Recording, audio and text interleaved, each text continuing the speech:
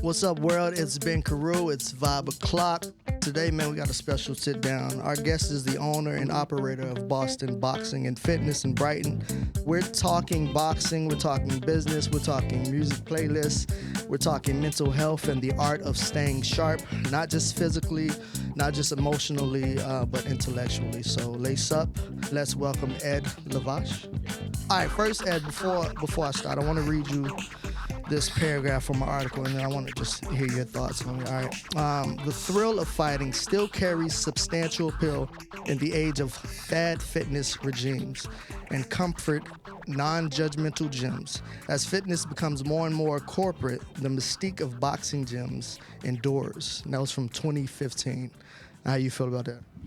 So first of all, I don't remember that because that was a while ago. But it's I know exactly what it means. It's still the same today. So one of the mystique of our gym, Boston Boxing, as it's always been, is that we're a competitive gym with a non-competitive atmosphere. So we have our classes, we have our non-competitive training, which is our team training and our sparring camp. And I say non-competitive because they're not actually having sanctioned bouts outside the gym. They're doing our fight nights inside the gym. They're sparring. They're learning a lot about the sport, but they're non-competitive. So you have all of the training that goes with our competitive team, but you don't have to get in the ring if you don't want to, but you don't have to have a fight on the outside either. So what we found was that when we combined kind of both those environments, the non-competitive and the competitive, it created a really cool, great atmosphere, right? Where you could kind of come in, you didn't have to be this like tough guy, hard guy walking through the door and have to fight in the ring to prove yourself. You could be absolutely anybody, and we have absolutely anybody that comes through these doors. You could come in, just do the classes. They're great fitness classes. Our competitive team mixes in those classes too. So you are right there with that person that just went to nationals, just fought for a national championship, and that boxer's standing next to you on the bag, working with you. Or you can up it and do our team training program or our sparring camp, which is where you get introduced to sparring. The training is really intense, really hard. You spar a lot, but it's very controlled. So it kind of opens up the door for that everyday person that not in a million years thought they would ever be in a boxing gym, and definitely didn't think they would ever be in a boxing ring. But it creates an atmosphere for them to be able to say, yeah, I can do this. Like I say to people all the time when they join the team training program, you don't have to spar. I know you don't want to. You give me that look right now. You're terrified, but try it out, see how you like it. The community is great. We have like 120 people every team training that go out for the boot camp. It's a great community, and before you know it, you'll have a headgear on, you'll have a mouthpiece in, and you'll be sparring, and then you won't say no to the fight night. You know, you'll be in the ring in the fight night in front of all your friends that night. So the mystique of a competitive gym is what we are. When you walk through the door, somebody is in the ring sparring, and you kind of have that like that feeling like, oh shit, this is the real deal. Like this is a real place, which is exactly what I hear when everybody walks through the door. And I think that's because, and listen, I'm not down on any other gyms. This is all those gyms are great for me. All the titles of the world, the Rumbles, and all those gyms that don't do competitive boxing, because they spend so much money on advertising and marketing, and everybody goes there for their free stuff, and then they always come to me because they get online, they look around, and they say, all right, well, where can I go that really does this? And then they walk in and they see what we do. They see the competitive atmosphere, but then they see the non-competitive, and you look around and you're like, well, that girl looks just like me, and they're doing it, and they're not doing it well. So I think I can do it too, so you have all those levels. So it's great. I see that a lot, and just from my perspective, my son's been going here for about a couple of weeks now, and he's only 10, and I want you to talk about the community aspect of it, because I know he livens up when he has his cousins here. When he's by himself, he kind of slacks off. But going into it, I didn't know what to expect, because I've literally never been to a boxing gym before, so I didn't know what to expect. But I can get that sense of community that you guys had here. But talk about the program that you started here and why you started it. So I know it's Mondays and Wednesdays is when I come and when I bring him. What went into the thought process of that and starting that? So that program, so we've been in business for about 20 years. I bought the gym in 2006, so we're going to be in 20 years soon. When I bought the gym, I was a football coach, Watertown High School, and I had coached youth football for 15 years prior to that. I served on the board of Watertown Youth Football, and so when I opened the gym, I would have our football team come in to work out. So they had kind of a free access to the gym because I wanted to make sure I knew where they were, and I gave them the workout programs, and I knew they were getting in shape for the upcoming season. And then their friends would show up and be like, hey, so-and-so's doing this workout, and I have a season coming up for basketball, whether a boy or a girl that came through the door, can I train too? And I was like, yeah, absolutely. And well, how much is it? Well, it's free. Don't worry about it. It's free. And so it started there with those kids, those high school kids that I coached coming in, then their friends coming in, and then their friends coming in. And then before we knew it, we had a lot of high school kids in the gym, and they were all working out, and they were boxing, and they were doing all that, and they were like in a safe space and in an encouraging atmosphere with a lot of role models. The gym is just nothing but role models. So then I decided, all right, well, let's do a kids class. And we started doing a kids class on Saturday mornings. And then from that, when we moved over to Brighton, we started doing more and more work with the community, the Child's View Housing Projects. We started, we'd go over there and we'd talk to the director over there about having the kids come over in the after-school program. So we decided, all right, well, it's going to be a free program. It's a middle school, high school program. It's going to be free because no kid should be paying to join a gym to work out. If they are willing to walk through the door and get through me yelling at them and pushing them and making them do push-ups, then they deserve to be here, and they should at least have an atmosphere to learn how to be in shape, to build that like responsibility to their body and their wellness, and just have a place where they could talk to somebody and they could hang out. So we started doing that, and then during COVID, when everything got shut down, we started our camp. This camp that we do in the summer started during COVID, and we were outside. We were in the parking lot. And like I said, back then there was nobody. Well, everything was shut down anyway, so it didn't matter. But we were outside. We brought all the equipment outside, and we would have like 30, 40 kids come out because they had nowhere to go. They had all their Boys and Girls Clubs, YMCAs, everything was shut down. There was nowhere to go, so they started coming, and it was great. It was fun. And so then we decided, after everything opened back up again, you know what, let's keep doing the summer camp because it brings in a lot of kids that we don't see during the regular year. So during the regular year, everybody's in school, everybody's got sports, so kids are kind of all over the place. When they come in during the regular after-school program, the program is set for them. I take them through it, but they got to be able to do it on their own. They got to be able to come in because we're always so busy. The door is open. They can come in. But with the class, it gets them all together, and it gets them working together, and it has trainers that teach it, and they're all my boxers that do it. Our female boxer out there, she's #1 ranked in the country right now. So they're out there benefiting from her knowledge and her experience, and I felt like it was just a fun thing for the summer too, to be able to have these kids come in, and we would do like an end of year party, and we get some pizzas and stuff like that. So that's kind of where it started. And like I said, we never charge. We don't want to charge. Some of the kids that have come through our program, kids that were out in the parking lot during COVID, are now winning championships with us in the ring. So we've got one kid from across the street. The kid, he lost his first fight. He's never lost since. He's won 3 championships since then. And it's just, those are the kids. And we have probably 5 or 6 kids that were little kids in our program that are now fighting for us. So it's great to see. One of the other things that we do too, and we do this with all the kids, is as they reach that senior in high school, we start that sit down right here. And it's, all right, what are your plans next year? Are you looking at college? Are you looking at work? We work with Brian Ronan, who's the building inspector in Boston, and Stephen Tolman, he heads all the unions in Boston. We work with them to place kids in unions if that's the route they want to go. We get them the apprenticeships in the unions. Those two have been instrumental in helping us to really put a lot of kids into the workforce. Or we work with Harvard and the Harvard Ed portal and help kids on the path, not going to Harvard, but wherever they decide to go, get them on the path to college. So we'll sit with them, we'll go through their college essays, their college applications, we'll talk about funding and things like that. We help them with their SATs. So we try to really help any of the kids that come through that are going to be here and that want the help and need the help, to just kind of take what they got here and expand it out there. And it doesn't always have to be in the ring. It can be anything they do anywhere in the world.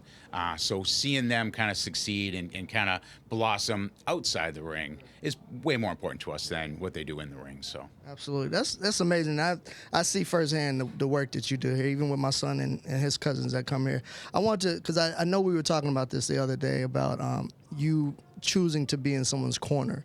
So how do you, what goes into that thought process? Like when you decide if someone wants to pick you as their corner, what? they don't pick me. They don't pick you. You pick them. Okay. So for you to give me the thought process, like what are you looking for? What type of things that help you decide if I want to sit in this person's corner? What are you looking for? So we have a process here, right? There are a lot of gyms out there, and they all have their own way of doing things, and they're from dating back for however long boxing's been going on.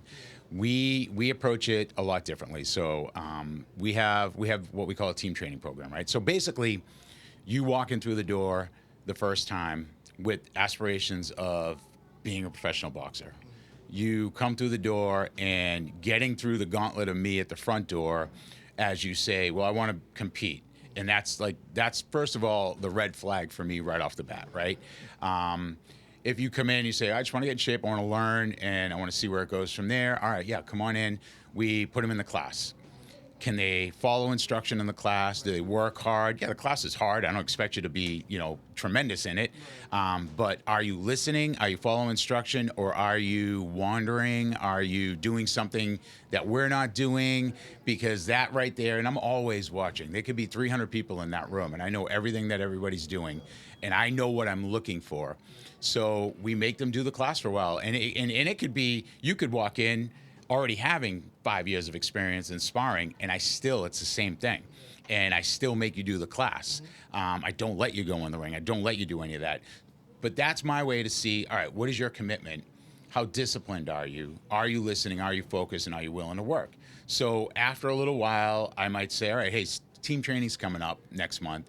Why don't you do it? Why don't you do the team training? We'll see kind of where you're at, and it's a good way to get you into the ring and see, how you do. The team training is always the make or break for a lot of people because it's hard and it's very disciplined, and you have to be focused and you have to be paying attention.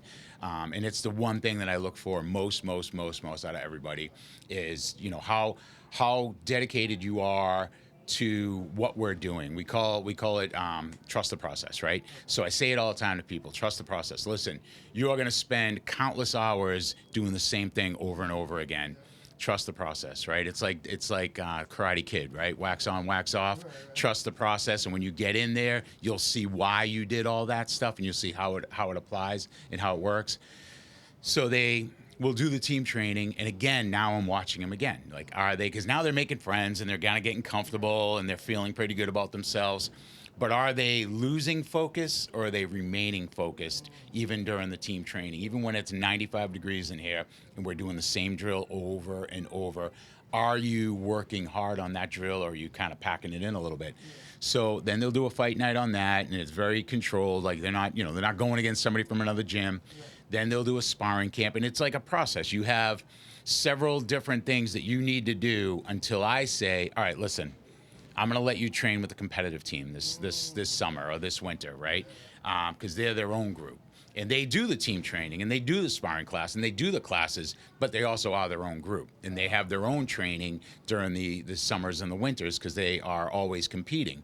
So then I'll invite that person into that training. And now it's like, all right, well, these guys and girls are unbelievable. Their work ethic is exactly what I'm looking for. Can you hang? You don't have to be better. You don't even have to be the same. But can you hang with them? And are you going to show up, and you're going to still do it? And then based on how they do there, then they go right back into team training again with the competitive team. And then it is, all right, you did great. You're looking good. Let's do a fight, and let's see how we do in that fight, because then that's a whole different animal. Oh, wow. So then that's kind of the process, right? So they really have to come in and like buy into it, trust the process. It's like the Patriot thing. Like, you got to drink the Kool-Aid, and you got to trust what I'm doing, and you just got to keep your mouth shut and do what I tell you to do. And that's really all it is, No, that's wonderful. I wanted to first I wanted to talk to you about how you got your start, and because because you guys been established 16 years. And I know per our previous discussions, you say you were raised in the projects. So I wanted to know everything that you contributed to your start on this boxing gym. Tell people how you got your start. Talk to me as if I was looking to start my own boxing business. I'm sure there was a lot of red tape in the beginning, but yeah, give us some trail ways to go through. So yes, I grew up in the projects. But that wasn't like your movie script of, hey, you're getting in trouble, you need to go to a boxing gym, they'll straighten you out, because that stuff doesn't really happen anymore. Mine was, it was sports, and I had a mentor that my best friends in the world, it was their older brother, and he would always he coached me in football, baseball, basketball. He'd come down, pick me up, take me down, sign me up, and we'd be playing baseball. So I always just played sports all my life. And when I was in college, I was playing college football at Framingham State, and one of my buddies was going to this boxing gym. It was Boston Sport Boxing Club at the time. It was in Arlington. And it was the summer, and I was getting ready for football. And he was going to a boxing gym, and he said, hey, you want to come? I'm going to check this boxing gym out. And I was like, yeah, absolutely, I'll check that out. And so went, did the workout, loved it. And then I had stopped playing football and started boxing, and just really loved the intensity of it, the work ethic of it, because it's such an individual sport. But for us here, we treat it very much like a team sport. So I liked that kind of aspect. We had a team training that we would do there, not to this scale that we do here, but I just loved it. So did a few fights, spent a lot of time in the gym, and then graduated college, got a job, and then it was kind of that like, all right, I'm going to train, I can't train anymore. I'm going to train, I can't train anymore. You know what I mean? Where you kind of start a job, you're working, you're doing all that stuff. But it was always kind of there, and I would always kind of come back to the gym. I'd always kind of get back in the ring. And then after, I don't know, whatever point in my life, I had come back to this gym again. It was before 2006. And the person who owned it at that time I was just kind of talking to him. I was in there early, I was working out, and he had said he was thinking about selling the gym. And I was like, you know what? I'll buy it. And so I bought the gym, and then that's how we started. All right, because this is a musical vibe podcast, I got to ask you, what's your playlist? Will you work out to? Like, what is your must have on your playlist? And then I want you to give me kind of your Mount Rushmore of boxing. Give me 4 boxing icons that might influence you, or somebody you aspire to. So the playlist is always changing, because they're such divas out there on that floor. So somebody's always complaining that there's certain music on. So generally, it's funny. So my thought process is, we come in the early, when the kids are here. We have a guy that does karate too, Tokyo Joe's. He does karate. So he's got a lot of young kids. We have a Russian trainer that always has a lot of young kids, and then we have our young kids. So from like 3 to 5, it's always young kids. So I play only classical music. Not classical as in classical, but classic rock. So I'll play classic rock because there's no swearing, there's no vulgarity, there's nothing going on. Led Zeppelin is not trying to send your kids to the other side. So we play that. Kashmir. That's the one. That is the one. So, and now when you play that, it'll last the whole class. So we do the classic rock, and then once the kids go and our first class starts at 5:30, I'll either go into kind of a heavier rock, you know what I mean, where it's like, just something a little heavier than classic rock, with classic rock mixed in, or I'll go into some like R&B, hip hop type stuff, or I'll pull something up on Pandora. So I'll do like an Eminem on Pandora, or T.I. on Pandora, or something like that, which kind of works well, or a Foo Fighters. So that's kind of where I go. But that's in the gym. Right. So if I'm home and I'm working out, I have a gym in my basement, and then I have a gym that I go to because I live an hour away. Mine is always either 80s rock, or old school hip hop, like Run DMC, Public Enemy, Tribe Called Quest. So mine's definitely LL Cool J, because I grew up on him. So yeah. I love that. Now, I tried to figure out at what point did I stop being interested in new artists that are coming up, and I can't really pinpoint it. I don't know. I'm familiar with Drake, Meek Mill, and those guys, but at what point did you check out? Did you just not care anymore about, you know what I mean? Like, what was the last artist that you can remember, and then you were just like, I don't even care anymore? It was probably in the 90s when I finally was like, all right, my playlist is good. I'm happy with it, and I'm not entirely sure I need to go any further. It's funny because one of our members is this kid, Esh. He's Esh the Monolith. Tremendous artist. And he came in, and he was just like the last person in the world you thought was rapping, you know what I mean? Oh, wow. And then he played some stuff for me, and I was like, oh shit, like he was probably the last one that I downloaded on Spotify, because I loved it. He was awesome. We'd go see him play, support him or whatever. But usually again, I don't know anybody beyond then. But if I'm like in the car with my kids, or honestly when it's like Pandora, and he'll play a song, and I'm like, oh, that's a pretty good song. Let me add that, and I'll just go on Spotify and I'll add it. And that's kind of how I add stuff, and I don't know who they are or what they are. My daughter listens to country, so now I'm a big Zach Bryan fan. My son listens to like very heavy metal, and we're going to see Judas Priest, and I'm not entirely sure how I feel about it, but we're going. So it's that. So they're not contributing much to the playlist in the gym, but yeah, I don't download a whole lot now unless it's something that plays and I'm like, it sounds good, and that's my only. I'm the same way. Give me your Mount Rushmore, because like I said, I don't know anything about boxing, but give me some of your icons for boxing. So the number one is always Sugar Ray Robinson. Just tremendous, over 100 professional fights, and these guys, they had hundreds and hundreds of amateur fights, and they were just tough, gritty. They're what I wish these guys would look at and say, oh, that's the training that goes into this. That's what we have to do to really be better. You know what I mean? And stop watching YouTube videos of, people, today that don't have that work ethic. And most do. The ones at the top do. But Sugar Ray Robinson, definitely. And I loved Oscar De La Hoya. He was willing to fight everybody. I loved his grit. I loved his style. He was a very fundamental, good technique. And obviously, always loved watching Roy Jones Jr. in his prime. He was just phenomenal. The speed, the confidence that he had going into that ring. And then like the old school guys like Marvin Hagler, who's obviously from here. You can't not love Marvin Hagler. That whole group, Thomas Hearns, Sugar Ray Leonard, Roberto Duran. Terry Norris was one of my favorites, and he didn't quite have that career that those guys had, but he was fun to watch. I really enjoyed watching him, growing up, and yeah. Perfect. All right, so listen, I want to be respectful of your time. I know we've been here. I don't even know how long it is, but give the people, like, what do you have coming up? What's next for Boston Boxing and Fitness? Any programs that you think the community would be interested in? So right now we're finishing up our summer sparring camp, and we're going to be doing a fight night here on Friday, September 5th, and that will consist of all the people that finished the camp, that showed up and worked hard and have like earned their spot in the fight night, as well as our competitive team. We'll have some other gyms come in, and they usually go with our competitive team and our kind of bubble competitive team, the ones who have done enough fight nights that I feel can go in with somebody from another gym.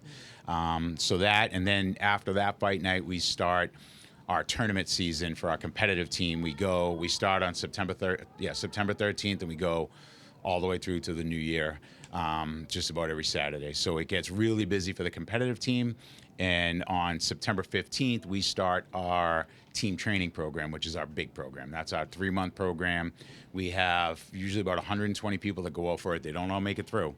We do a 1-week boot camp where we try to eliminate as many as we can. And then we break them into 2 teams. So we'll have one team come like Monday, Wednesday. The other team comes Tuesday, Thursday. They train separate, but they compete against each other on individual challenges and team challenges. And then at the end of the team training, we have a fight night again here where they go against somebody from the other team. So it's a lot of fun. So that the fall gets really busy. Yeah, I bet. Before I let you go, because I know a lot of people think the boxing is just this brutal sport, but I know when you get in that ring, I can see the technicalities that go into it, like the mental bandwidth that you need to have when you go into that ring. I don't know if you can talk about, it's almost like a chess game when you go in there. You gotta really pick your spot. So if you can talk about that just a little bit. So I talked a little bit earlier about kind of me picking the guy that I'm going to work their corner. And we talk a lot about focus and discipline and things like that. And what I try to reiterate most of these guys is that, yeah, you got to be in shape to do this. And it's good to be an athlete.